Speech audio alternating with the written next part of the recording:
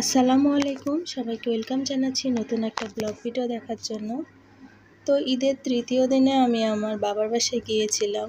আসলে এবার ঈদটা এমন কেটেছে কি বলবো আপনাদের, এত পরিমাণে ঠান্ডা লাগা, জ্বর, সর্দি, শরীর একদমই ভালো ছিল না আমার। তো কখনো ঈদের পরে আমার বাবার বাসায় যাওয়া হয় না। তো এবার ফাইনালি আমার অসুস্থতার জন্য আমি গিয়েছিলাম। আমার চেহারা দেখেই বুঝতে পারতেছেন শরীরটা একদমই ভালো নেই। আর এদিক দিয়ে আসার পরের দিনেই আমার আব্বা বলতেছে যে বাগান থেকে আমগুলো পাড়তে হবে, কারণ এত পরিমাণের আম পেকে গিয়েছে যে একটু বাতাস হলেই আম থপ করে পড়ে যাচ্ছে।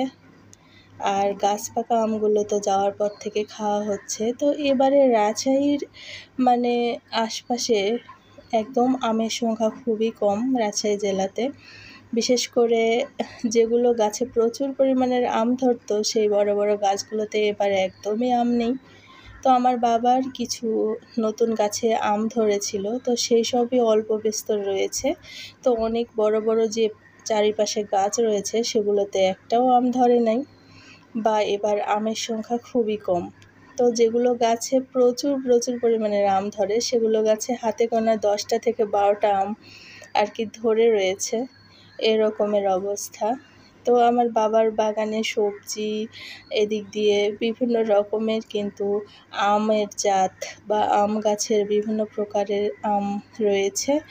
আর তার সঙ্গে কিন্তু শাকসবজিও আমার বাবা লাগায়। এদিক দিয়ে নতুন সিম গাছ উঠেছে, আবার এই বড়ই গাছটা দেখালাম সেটাও কিন্তু বড়ইয়ের সময় পর্যাপ্ত পরিমাণের বাউকুল বা যে বড় বড় বড়ই থাকে মিষ্টি আপেল কুল সেগুলো হয়। তো প্রত্যেকটা গাছই কিন্তু খুবই সুন্দর। আর এদিক দিয়ে আম পেকে গিয়েছে, তো আমরা আম হাতে ধরার সঙ্গে দেখতে পাচ্ছি নরম হয়ে গিয়েছে আমগুলো। তো অনেক আম পাড়তে গিয়ে হাতে এমনি খুলে আসতেছে। আসলে আমার আব্বু এই আমগুলো আমাদের জন্যই রেখে দিয়েছিল। তো যেগুলো গাছের আম পেড়ে খেয়েছে ওনারা, তো সেগুলো আগে আর কি পেকে গিয়েছিল সেগুলো, আর যেগুলো থাকবে সেগুলো তো একদমই হাত ছোঁয়ায়নি, কারণ কখন আমি যাব বা আমার মেয়ে যাবে সবাই মিলে একসঙ্গে আম পেড়ে খাবে, সেজন্য আমার বাবা সেই আমগুলো রেখে দিয়েছিল। আর নাতনিকে নিয়ে আমগুলো পাড়বে তার এই আনন্দটা আর কি দেখার মতো ছিল, খুবই ভালো লাগতেছিল। আর মেধাও এই প্রথম আম ছিঁড়তেছিল। আসলে কখনোই ওই নিজে হাতে আম ছিঁড়ে নাই। আমের সিজনে আমার কখনোই যাওয়া হয় না। সবসময় আমার বাবা আর কি আম পেড়ে তারপরে কার্টুনে সেগুলো ভরে বাসে বা আমার ভাই বা যেই আসুক না কেন রাজশাহীতে তার মাধ্যমে পাঠিয়ে দেয় আমগুলো। তো আমের সিজনে আমার বেশিরভাগ যাওয়া হয় না, আর সেজন্য আমার মেয়েও কখনো আম পাড়েনি, এত বড় হয়ে গিয়েছে। তো দেখা যাচ্ছে অনেক সময় গিয়েছি সে সময় আমের মুকুল এসেছে কিন্তু আম ধরেনি এমন পর্যায়ে। আবার কখনো গিয়েছি তখন আমের সিজনই না এমনটা। তো এবার একদম আমের সিজনেই যাওয়া হয়েছে, আর আম বেশিরভাগ খাওয়াই হয়নি আমাদের।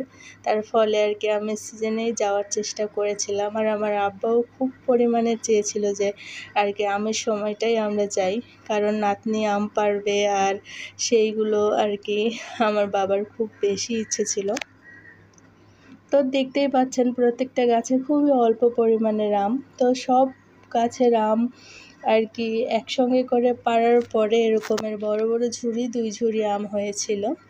তো আম পাড়ার পরে আর কি আশপাশে কারো গাছেরই আম নেই। এজন্য সবার বাসায় আমার আব্বা আম্মা কিন্তু আম দিয়ে দিয়েছিল খাবার জন্য। আর বাদবাকি আম আমি খেয়েছি, আমার ভাই খেয়েছে, আমার মেয়ে খেয়েছে, বাবা-মারা ওরা তো খুবই অল্প পরিমাণের খেয়েছে। আর খুব অল্প পরিমাণের আমই এবার বাসা থেকে নিয়ে আসতে পেরেছি, যেগুলো কিনা পাকিয়ে পরবর্তীতে আমরা বাসার সবাই খেতে পারবো। তো কিছু সংখ্যক আম কিন্তু আমার বাবা আমাদেরকে বেঁধে দিয়েছিল, আর কিছু সংখ্যক আমার ছোট ভাই ওকেও দিয়েছিল। তো আমের পরিমাণটা এবার খুবই কম হয়েছিল। তার ফলে আর কি সেভাবে করে আর কি আমের আমি নিয়ে আসার পরে ভিডিও করতে পারি নাই। আর এমনি শরীর অনেক পরিমাণের অসুস্থও ছিল। তো বাগান থেকে আম পাড়ার অনুভূতিটা কিন্তু খুবই ভালো ছিল। আর এই যে দেখতে পাচ্ছেন এরকমের ঝুড়ি, এক ঝুড়ি হাড়ি ভাঙা আম হয়েছিল, আর আরেক ঝুড়ি আম হয়েছিল আর কি, যেগুলো ব্যানানার মতো এই লম্বা লম্বা আমগুলো, আর যেগুলো দেখতে পাচ্ছেন বাদবাকি সব আম্রপালি আম ছিল। তো সব গাছের আম আর কি একসঙ্গে পেড়ে এই 2 ডালা আম হয়েছিল, আর সেগুলো সবাই মিলে খাওয়া হয়েছিল।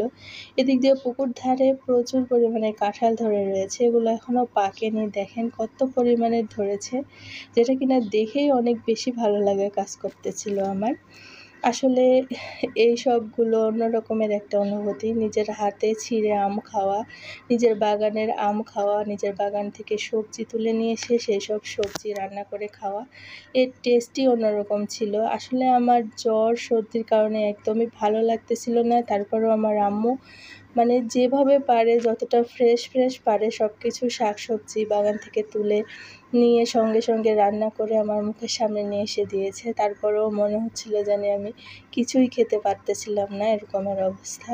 কিন্তু আমগুলো নিয়ে আসার পরে আমার বাবা বলতেছিল যে গাছ পাকা আমগুলো কেটে এখনই খাও, দেখো মুখে ভালো লাগবে, যেহেতু সর্দি জ্বর।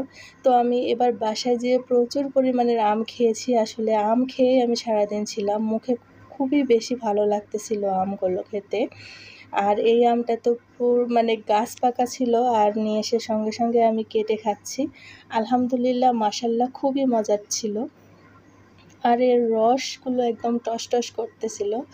তো ভালো লাগলে আমার পুরো ব্লগটা অবশ্যই শেয়ার করবেন। ভালো থাকবেন সবাই, দেখা হবে নতুন কোনো ব্লগে।